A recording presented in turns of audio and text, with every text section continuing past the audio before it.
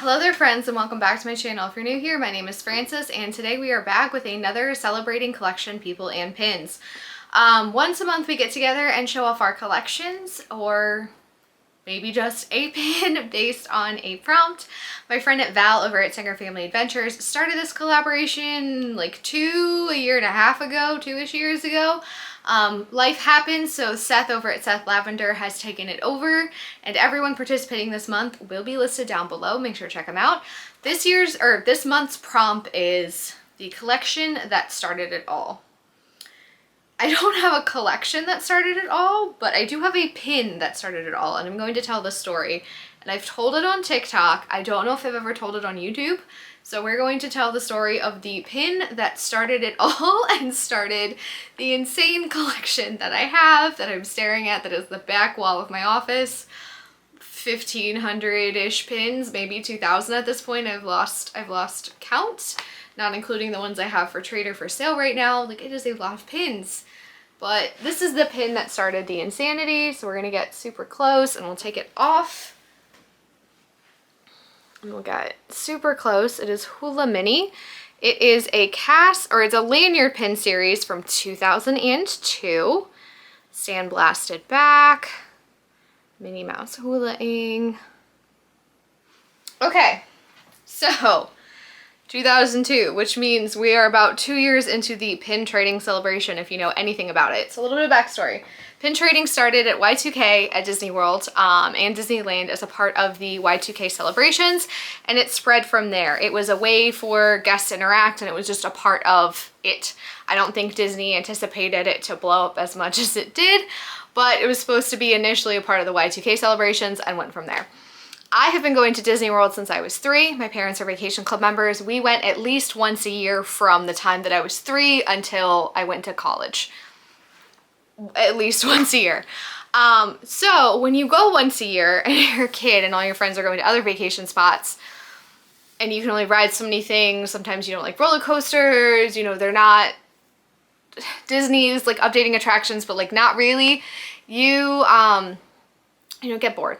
I don't want to say bored, but like it's not as fun or interesting as it could be.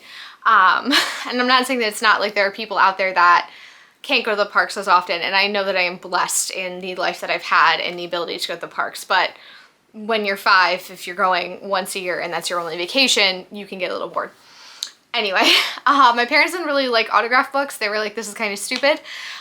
So someone bought me a starter lanyard, and I remember the lanyard, I just don't have it anymore. It was a green lanyard with 4 Winnie the Pooh pins. I think 2 of them were Pooh and 2 of them were Tigger. That's when the starting lanyards had like 2 of each pin, and that's what I had. But that's not this pin, clearly. So it's not, those are technically the pins that started this all, but this is the one that really, really started it. So I remember this to a T. We were at Disney Springs, or it was then Downtown Disney in what was the marketplace, at the Christmas store. And my parents always told me that if I was pin trading, I was the one that had to do everything. So I had to wait in line patiently. I had to say please and thank you, excuse me, all that type of stuff if I was going to pin trade. I have to go up to the cast member if they were doing something, be like, excuse me, may I please see your pins? I'd like to trade for this one. Thank you, like polite, working on people skills, etc. Again, only child. This is all I was doing. So I go up to this older lady cast member, look at her lanyard, and I saw Minnie, like Hula Mini, and I was like, oh, I really, really like this pin. May I trade you for this one? And she takes it off her lanyard and she's like, this is a special pin. And I was like, ooh. So I was like, if I got this in 2002 or 2003, I was in the 7-8-year-old range. So I went, ooh, special pin. Tell me more. I want to know about this special pin. Why is this pin special? Tell me more. And she goes, this is a lanyard pin, right? Not cast lanyard. It's like, this is a lanyard pin, which means only cast members get these pins. That, you know, lanyard pins predate the hidden Mickeys, which you can now buy in the store, which defeats the purpose. But lanyard pins at the time were only given to cast members to trade. They were only put on their lanyards and they could trade them with guests. It was the only way you could get them. So she's like, this is a special pin.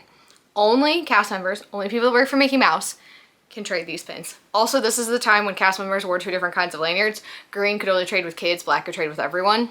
So this was a great time to be a pin trader. Also before scrappers. So she's like, only cast members get this type of pin. So anything that says lanyard on the back of it only cast members get. So this is a super cool pin because you wouldn't have gotten this unless you traded for it with a cast member or you worked for Disney. So I look up at my dad and I'm like, oh, we got to start finding these pins. So that was the goal. Anytime that we found pins was like, I would trade for a pin and I'd be like, is that what it says? Is that the word lanyard? Because, you know, you're 7, like, you have reading skills, but like they're not phenomenal. And be like, oh, is that what it says? That says lanyard pin? Oh my gosh, I found another one. Oh my gosh, I found another one. So it was just like the scavenger hunt of finding these special pins. And that's kind of how it started. So it was, I had that starter set. My parents went to the outlets a lot, so they would get me pins for like $1 back when the outlet had pins for $1. I remember those. You know, my mom would buy me like a handful of them every trip, and we'd try to find those. So my collection starting off while I was a kid, there was a handful of like, oh, I really like Muppets, or I really like Figment, or I really like Stitch. There was a handful of those, but the majority of the collection were the cast lanyard pins or the lanyard pins, which then became Hidden Mickey and were a little bit easier to find because they had the Mickey on it, and then now is the Hidden Disney.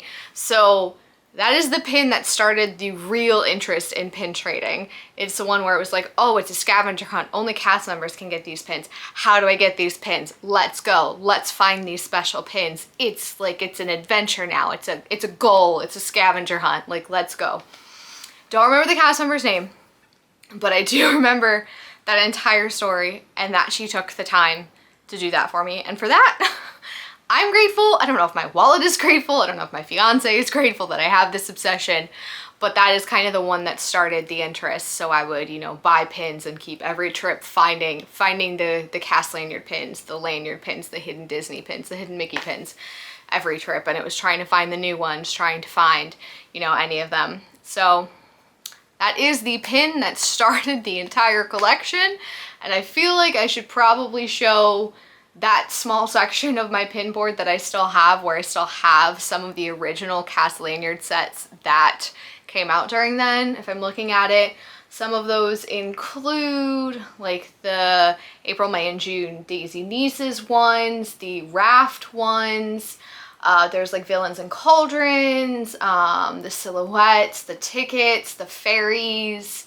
a handful of them left still, and I'm like 80% sure most of those are authentic. I keep them more for nostalgia now, but yeah, so I guess we're gonna pan to over there really fast. So I'm not going to like get on a ladder, but this is the section of the wall where those pins kind of live before it gets to the Marvel section, but those are the original pins that were the start of collections before it became this monstrosity that it is today and everything that exists here. So that was the pin and the story that started it all. This little pin right here is the reason that I am who I am today and the pin trader that I am today.